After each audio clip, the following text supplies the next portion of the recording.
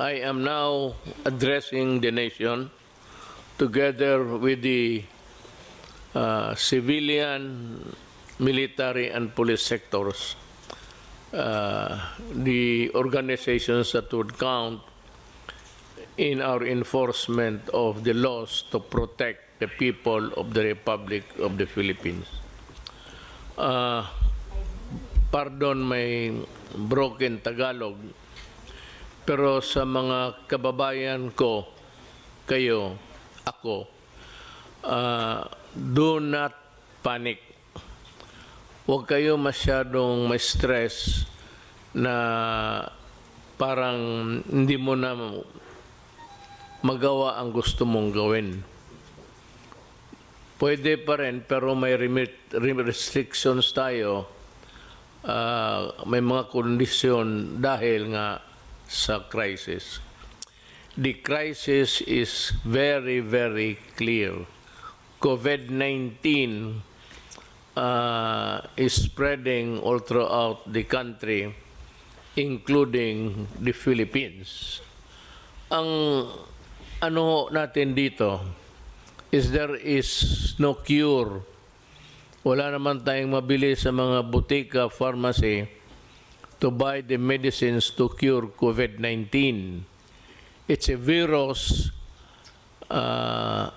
Ang panglaban lang natin dyan yung katawan natin na medyo in good health, na walang sakit. Yung medyo may mahina, make yourself healthier by whatever means, maybe food, vitamins, but most of all, try to obey what government is suggesting or ordering you to do. Huwag kayong matakot, huwag kayong manervyos, pero wala pang sabi ko mga antidote nito. It would only come in a form of a vaccine. Kagaya ng kagating kayo ng aso, tapos there is the tawag nilang rabies or rabies, if you may, pang-away. Sarili rin niyang it's a form of their germs, mutate lang to fight, to warm our bodies, magbigay ng signal sa katawan natin na merong mga germs na pumapasok sa katawan mo, and the only way to fight it is to yung mga sundalo na tawag nila antibodies, yung pang-away mo sa mga madudumi, mga kagaw, germs, sila yung ma-alert at sila yung papatay ng virus. But until now, wala pa ho yan. So, nandyan na yan. It's a serious one. It is true. Huwag ninyong maliitin. Do not minimize it. I said, but do not kill yourself with worry, because government is doing everything possible to make it at least controllable. But kung kayo po ay mag-cooperate, pag hindi kayo na-cooperate, the problem would start, and it would start with you and end with you pagka ganon. So, yung mga sinasabi na social distancing, sundin lang po ninyo, at yung mga binibigay na well ahead ng Department of Health, sundin ho ninyo kung anong sinasabi ng mga doktor, kasi sila po ang marunong niyan. Ang military, ako, lahat na hindi doktor, walang alam, wala kaming maitulong sa inyo. It's only the medical people and medical experts who can help us. So listen to them. Dito sa atin, it's Secretary Doke, and Secretary Doke would articulate kung anong nalaman niya, anong bago na pumasok na impormasyon, and he would tell us what to do. So it's very important to give credence to what he says. Ang importante niyan, sumunod kayo, at meron ho kaming itong task force, interagency to, kasali na ang military pati police, kasi kailangan namin ang tulong nila kung sakali man lalala talaga to. Maybe this would create a public disturbance, disorder, but tingin ko hanggang dyan lang naman. Kasi, I know that you want to follow because you want to help everybody, including yourself and your family. Meron ho kaming resolution ngayon, but maybe I will convert this into an executive order para masunod talaga lahat. Ang sinabi dito, ang una, ang resolution is yung a province quarantine is advised when there are at least 2 positive COVID-19 cases belonging to different municipalities, component cities, or independent component cities in the same province, ito ng national capital ng isang probinsya. Yun ang definition kung ano yan. Ito namang LGUs which have imposed community quarantine in the respective jurisdiction upon the declaration of the state of calamity shall be allowed to access the equipped relief response. Ang ibig sabihin ho, yung ano ninyo sa probinsya ninyo which you have prepared can now be utilized to the fullest with the help of the national government. Itong isa, work in the executive department. Yung departamento ko, yung akin, kasi tatlo yan. Department, ang executive department, ako. Then, Congress is another department. Independent to yan. Hindi kailangan sumunod yan. May sarili sila kung gusto nila. And the other department actually is the judiciary. Magkaiba kami, pero tingin ko, ang mga trabahante sa lahat sa gobyerno na may alam kung anong mga bagay, public works, tourism, nandito sa departamento ko. Yung public health, nandito sa akin, so sila yung inutusan kong mag-aral, at ito nga yung mga resulta namin. So work in the executive department shall be suspended during this period. Walang trabaho, suspended sila, walang pumasok, without prejudice to the formation of skeletal workforces of government by government agencies in order to maintain the unimpeded delivery of services to the public. Ibig sabihin, sa mga opisina nasyonal, walang trabaho, pero may mga skeletal, yung mga few employees, volunteer or selected, na sila ang muna to man the fort, ika nga, sila yung papatakbo ng departamento, but with a reduced workforce. Ito namang flexible work arrangement shall likewise be encouraged in the private sector. The Department of Labor and Employment and the Department of Trade and Industry shall issue guidelines to safeguard the welfare of workers. All manufacturing, retail, and service establishments are advised to remain in operation during said period, provided that strict social distancing measures are required to be observed by the respective management. Ibig kong sabihin sa pribado, labas sa gobyerno, ang trabaho tuloy-tuloy, pero ganun rin, reduce, ang skeletal pa medyo ano lang, yung pinili lang, at yung walang mga sakit, magtatrabaho sila. But ang may-ari ng factory o anong klaseng negosyo mo, warehouse, see to it that they are taken care of by their mga management.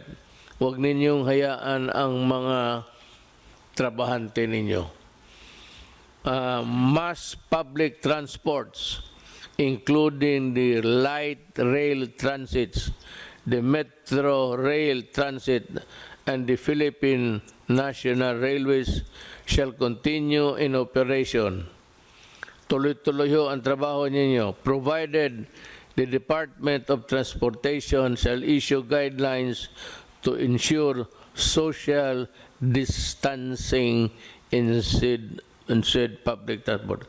Ibig sabihin, tuloy-tuloy ang trabaho ninyo, pero ang social distancing, yung distansya mo to the other fellow, medyo malayo. Kasi pag nag-ubo siya o umatching, at least yung germs niya hanggang doon lang, hindi niya maipasa because there is the distance. Kaya it behooves upon the transportation department to come up with the guidelines based on what the health department orders. Lahat dito po, ang pinaka-importante, pinakatigas, ika nga, ang Department of Health.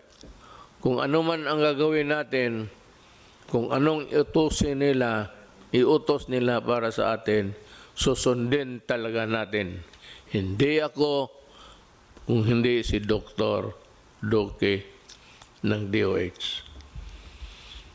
Land, domestic air, and domestic sea travel to and from Metro Manila shall be suspended beginning 15/2020,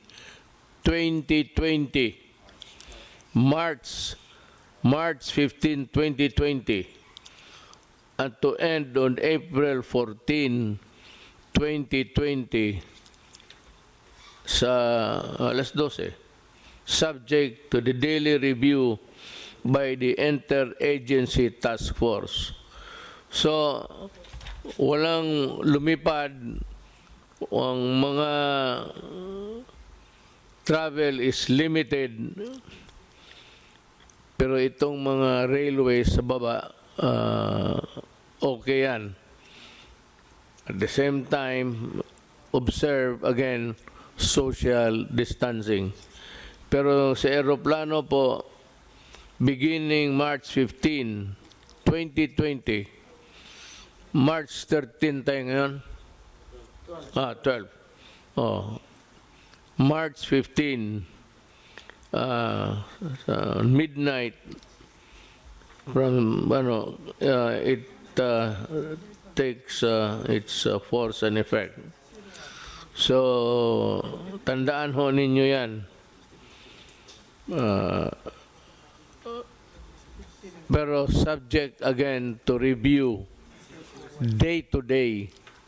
Tingnan namin kung ano ang nangyayari. Kung if there is a slowdown in the contagion, or ganun yan medyo mawala lang ng kanya, that is the history of itong mga sakit na ito. They come and go in every 2 or 3 generations. Meron talagang problema na itong binigay sa atin at wala tayong magawa.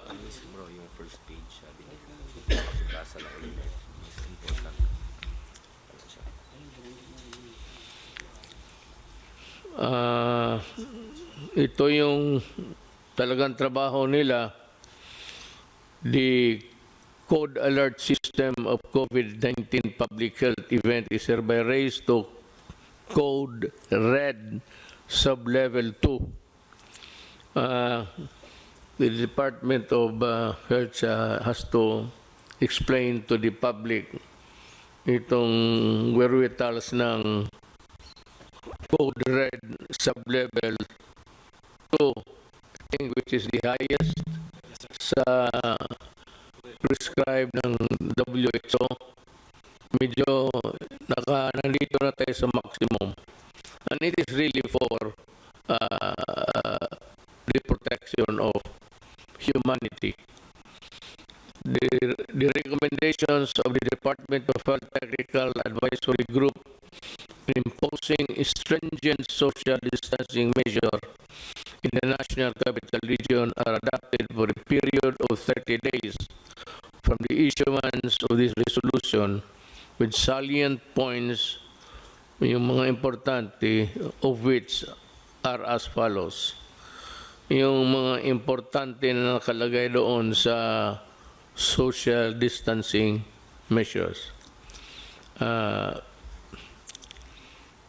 The suspension of classes in all levels in Metro Manila is hereby extended until April 12, 2020. It's almost about a month. Yun. O so walang klase, pwede kayong magbakasyon dyan lang sa bahay. Avoid, I'm sure may mga bagay-bagay dyan sa bahay na hindi pa ninyo nakita. If I were a student, estudyante man rin ako noon, I would avoid yung mga bar, ano dyan, mga nightclub, maraming tao, where people congregate, tapos nandyan malapit kayo. Mag-ubo yung isa, mapasa niya. Pag nakuha mo, nag-ubo ka, pasa mo rin doon sa kabila. So try to avoid people, crowds. Yun, for your own protection. Huwag kang, may mga tao kasi na magsabi, wala yan. Kung patay ka, patay. Tama. Pero kung patay ka rin talaga. Wala rin tayong magawa. So, kaawa naman ang nanay pati tatay ninyo. So, better just stay within the premises of the house. If I were you, alam ko na kung anong gawin ninyo. Bili kayo ng cellphone na marami. Wala naman kayong ginawa kung hindi magtulbok-tulbok rin dyan. I mean, everywhere that I look. Dito sa walang pakialam ang tao. Sige, nandoon na sa cellphone. So, we are reduced to one village. Di mas malapit. Instead of talking, you have your cellphone. And that is a benefit which was not given us during our time.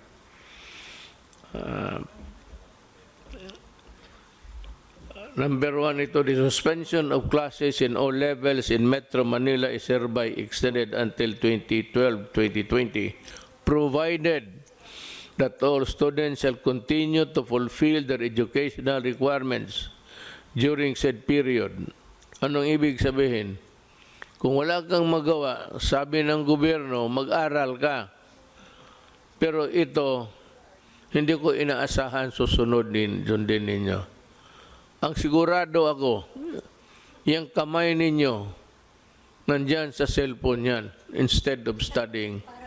I'm sure of it. But for you guys who really want to improve your lot, you better make use of the time to study. Because, alam mo, mga anak, kayo mga bata, kayo yung mamatay na hindi makalabas ng bahay. Then you make all sorts of excuses. But there will be truant officers. Alam mo yung truant? It's an American practice. Pag makita ka sa labas, pasakay sa palaboy-laboy ka lang dyan, wala kang ginagawa, sisigaw-sigaw kayo, lalapitan kayo ng pulis pati military, tatanungin kayo, then you have a problem. Pag sinabi mo na wala, nandito lang kami sa labas, and then, maybe if you are arrogant, nadadalhin ka sa stasyon for record purposes.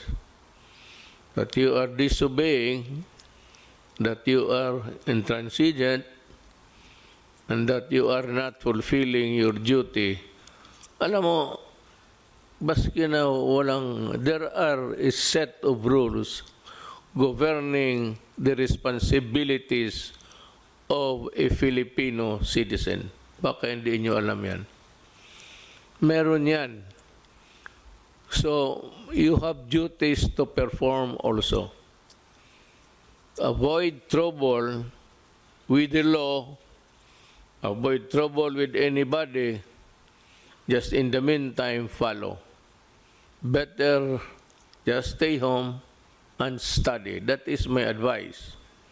Pero kung ayaw ninyong sundin, you stick with your cellphone, ang gagraduate niyan, ang cellphone mo, hindi ikaw. Wala tayong magawa. Mass gatherings defined as a planned or spontaneous event where the number of people attending could strain the planning and response resources of the community hosting the event shall be prohibited during said period. Yung magplano, whether nakaplano kayo na mag-meeting o may rally, either naplano na ninyo, spontaneous na, sige, mag-ano tayo, gawin ito natin, total, wala na rin tayong gawin, ganito na ang magsayawan na lang tayo.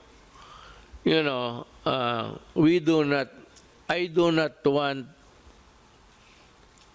anybody interfering in your enjoyment as a citizen of this republic.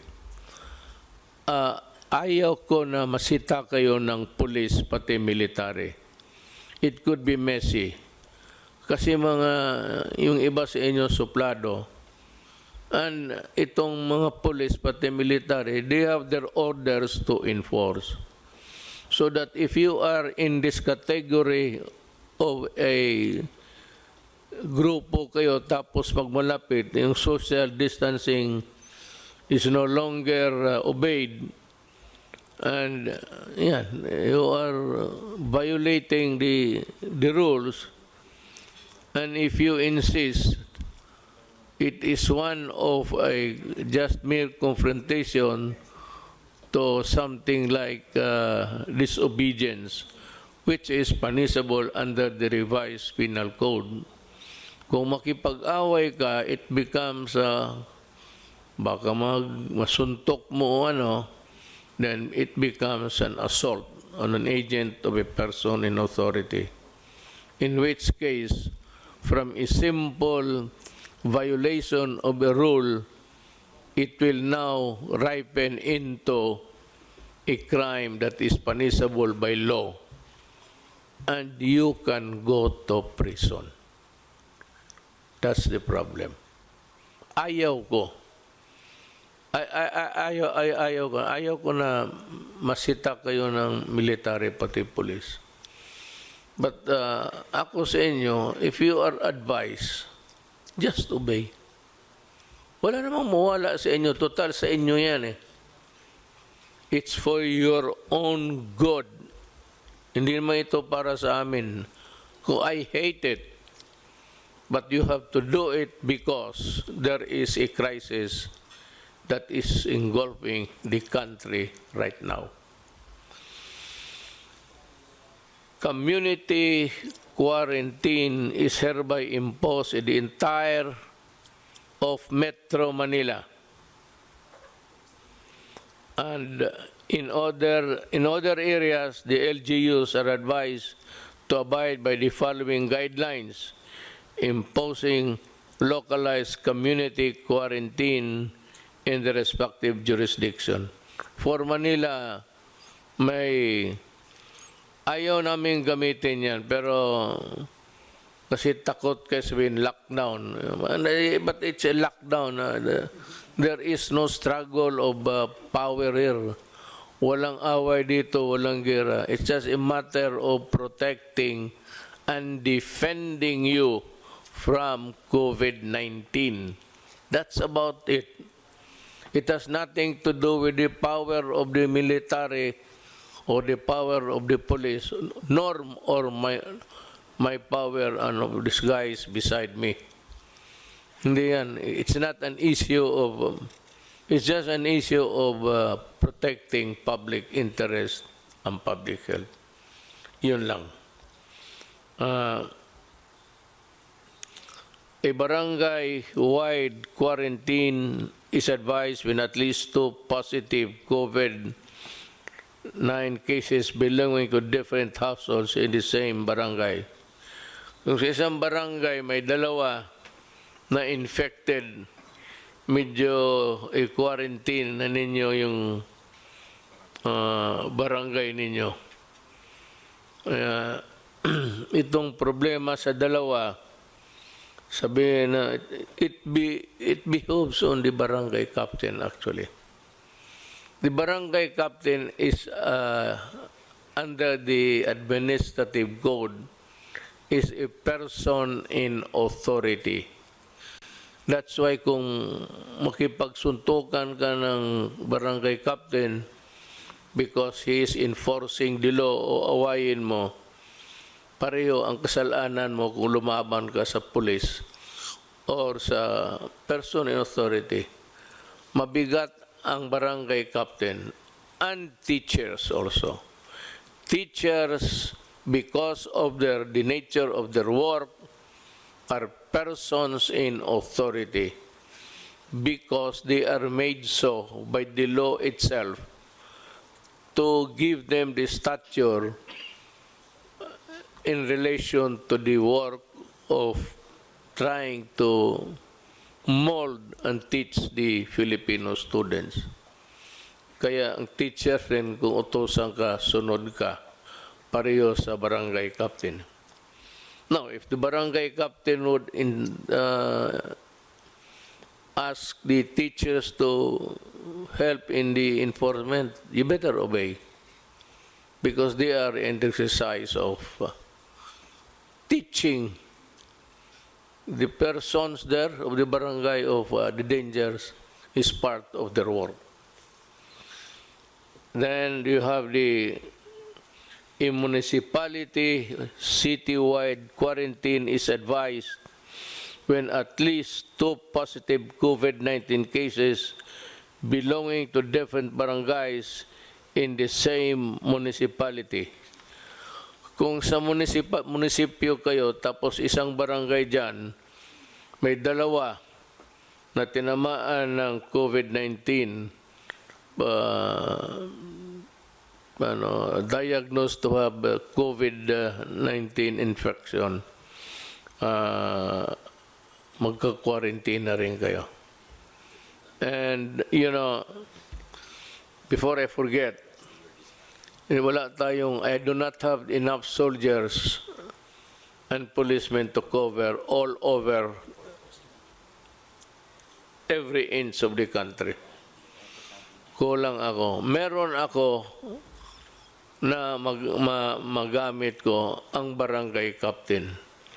Ang barangay captain is bound by what is written here, whether by way of rules implementing in the meantime or if it becomes a part of an executive order.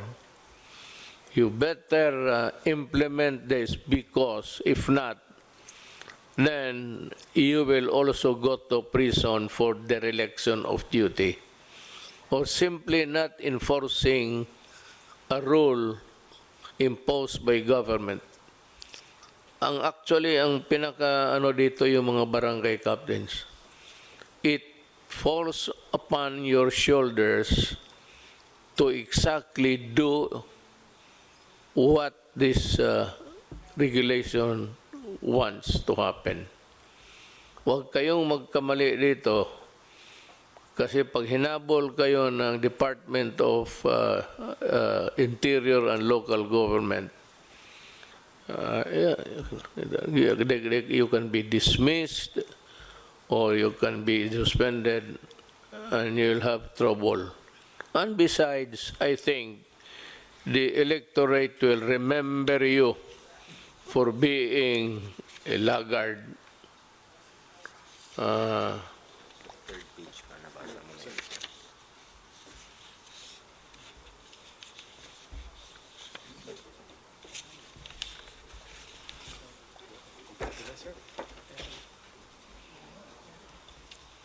Son.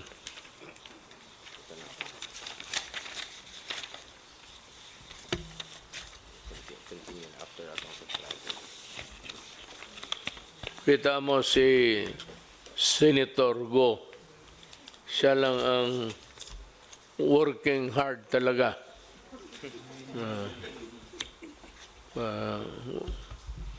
Yan ang public official. Really. Especially the barangay captains and the kagawads. No, you have been elected there. You sought the position. Hindi naman tayo. Pinili natin to eh. Nobody ordered us for us to be to where we find ourselves now. At tapos tatamad-tamaran ka. That's not the way how to do it. One is you go to, if there's a case, a good case against you, you lose the position and you are dismissed. And maybe in the worst case scenario, you'll go to jail. Better be always be reminded of that duty. Pinili mo yan, huwag kang magtamad-tamaran kasi matatamaan ka. Ginusto mo yung posisyon, magtrabaho ka. The aforesaid measures shall be subject to close monitoring and reassessment after the expiration of 7 days from the issuance of this resolution. You know, we will review. I have imposed upon the cabinet members and the entire members of this task force to be present every day. I know that it is hard for them. It is really an imposition. It's quite maybe a burden, but ganon rin ang sinabi ko sa kanila. Nandito tayo sa gobyerno. You choose to be a part of government, and there is a crisis with no solution in sight. Walang solution unless there is a vaccine by the grace of God na may makita o maimbento ng ating mga scientists. It could be the Philippines for all you know. But I'm just telling you what you're supposed to do.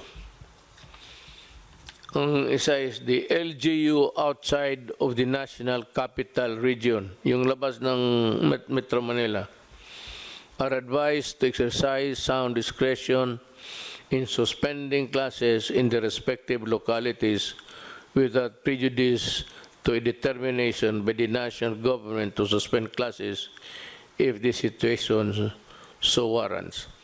So, ang LGUs, may kunting leeway, and just a little elbow room para makagalaw kayo to respond to the crisis in the community. But it does not allow you to suspend classes on trivial and for, stupid reasons. It is only done because you have to protect them from the COVID-19. Yan lang talaga. Do not do it just to please everybody. Or sa bagay, I have I have full faith and confidence in our supervisors, teachers. I'm just saying that please do not do it the way others would want it to happen.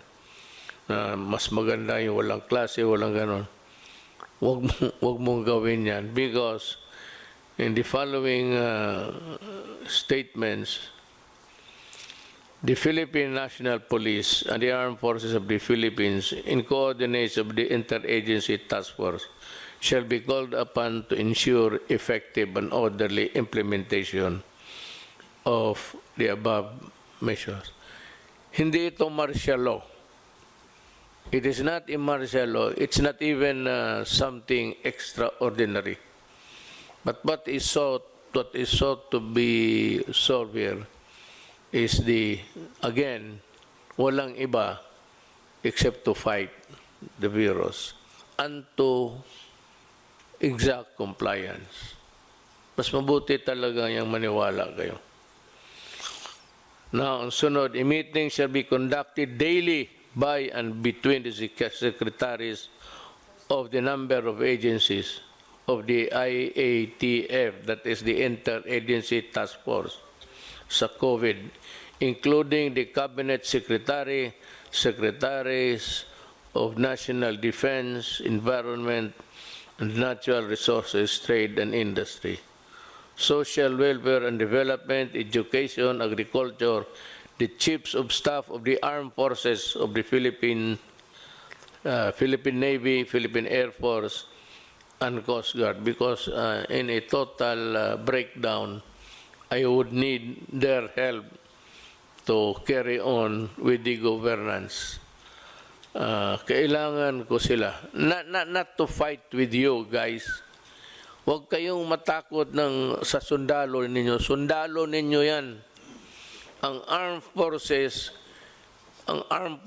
is there to serve you. Sila yung sundalo ninyo. So huwag kayong matakot kung nandyan sila sa utos ng mga civilian authorities. Yung mag-utos sa amin, Department of Health Secretary lang naman eh. So, but when he says to the military and the police, you have to implement this. Obey them because they have the imprimatur of the civilian authorities. Huwag kayong do not try to play with martial law, military, and then. Pero ang sa totoo, ni total breakdown, public disturbance, alang-alang kami ang iharap mo. Wala namang kaming, it's always the military who keep things in the country in order. Sila yan. Titingnan nila na everything is in order every day of their working days. Tingnan nila na ang Pilipinas safe at gumagana ang lahat ng mga tao, pati mga opisina. The balik manggagawa overseas Filipino workers shall be allowed to travel to mainland China except to Hubei province upon execution of a declaration signifying their knowledge and understanding of the risk involved, provided that the health advisory pamphlet shall be handed out to the OFW upon departure. Hindi nga eh. Not only pamphlet, baka hindi mo basahin. You will be gathered in one corner or in one room, one corner, at sabihin sa inyo ang mga, I don't know if it's a Tagalog or Bisaya, mga risgo, the risks that you will be taking when you go back to China. But China, you know, President Xi Jinping, for all of his goodness to us, wrote me a letter and said that he is willing to help. All we have to do is to ask. ako ang tingin ko, maybe there will be a time if things deteriorate that I have to call on China to help. He has said that they have managed the crisis very well in this country, and he is very much willing to help kung kailangan. So, to the Chinese government, to the people, especially to President Xi Jinping, thank you for the consoling words, and maybe I hope it would not reach to that point, but maybe we will need your help. Salamat po.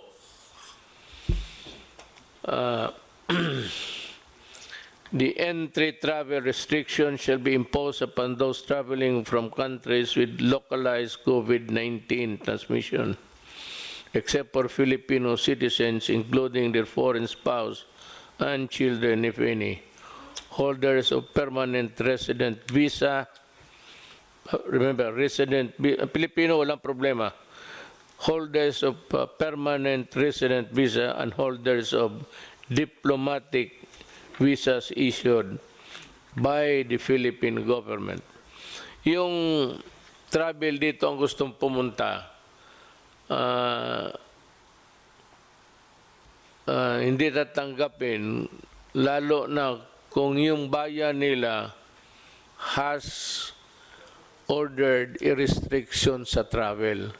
Mismo yung bayan nila hindi pumayag na mag-travel sila tapos pupunta sila dito, hindi rin natin sila tanggapin. But ang Pilipino, pati yung pamilya niya, because they are Filipinos and this is their country, they are very much welcome to come back, lalo na sa panahong ito, if they want a more secure, comfortable place.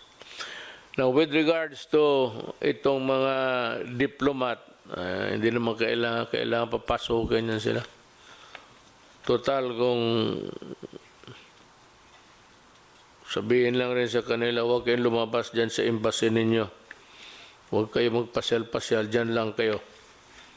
Kasi baka kayo pa magdala ng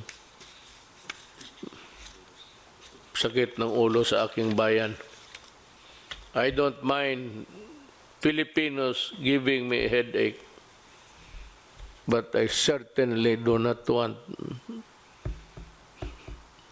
anybody other than Filipinos to be giving me headaches.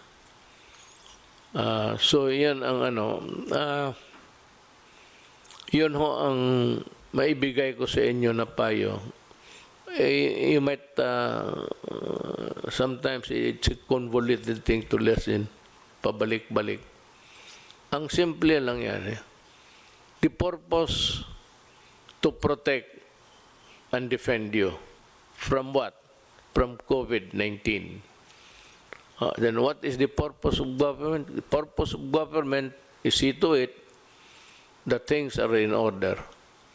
To do that, if things deteriorate, I said, the military and the police will maintain order. Kaya nga tawag niyan, peace and order.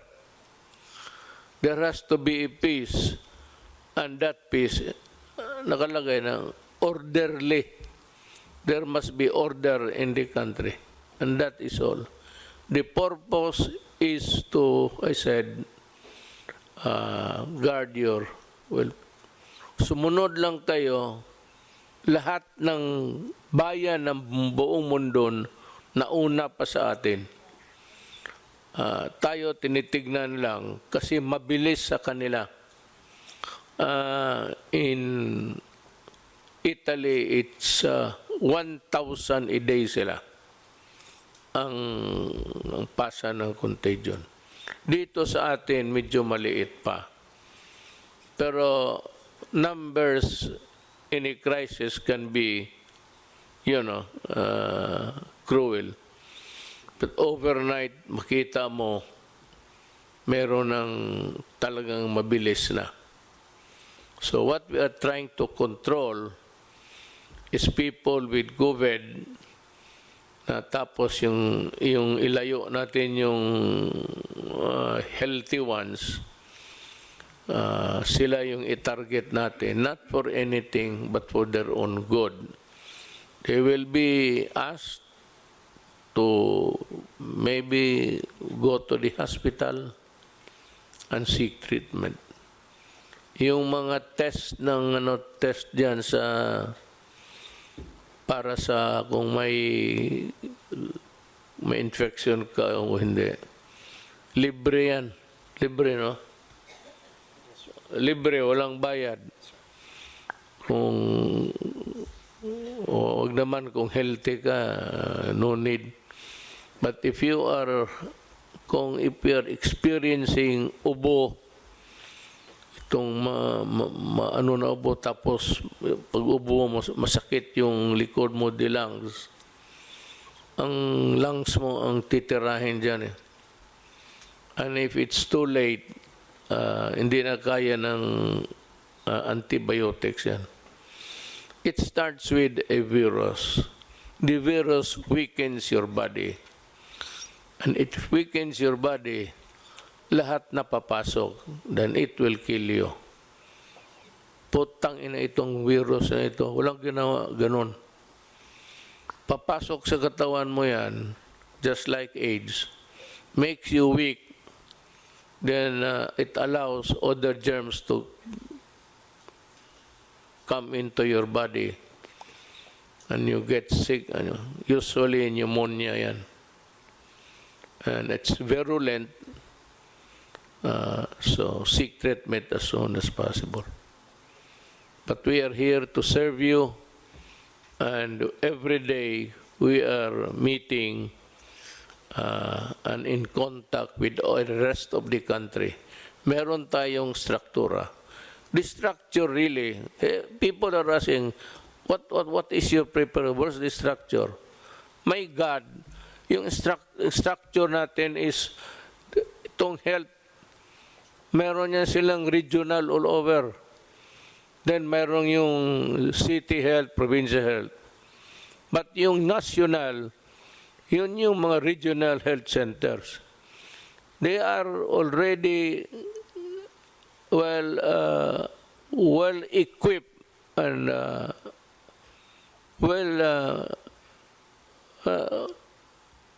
nag-aral na yan kung ano ang gawin nila.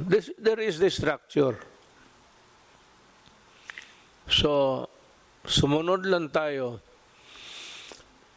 at hinihingi ko sa inyo kunting pasensya lang. It's for your own good. Para sa akin, kung ayaw mo na, baka ako ang mamatay, hindi ka maawa sa akin dahil sa kalokohan mo, ayaw mong sumunod. So, let's help each other at this time of our life because everything is placed in jeopardy. Delikado talaga. Totoo ito, crisis talaga ito. Kasi walang gamot. Okay? Salamat po. Thank you for listening.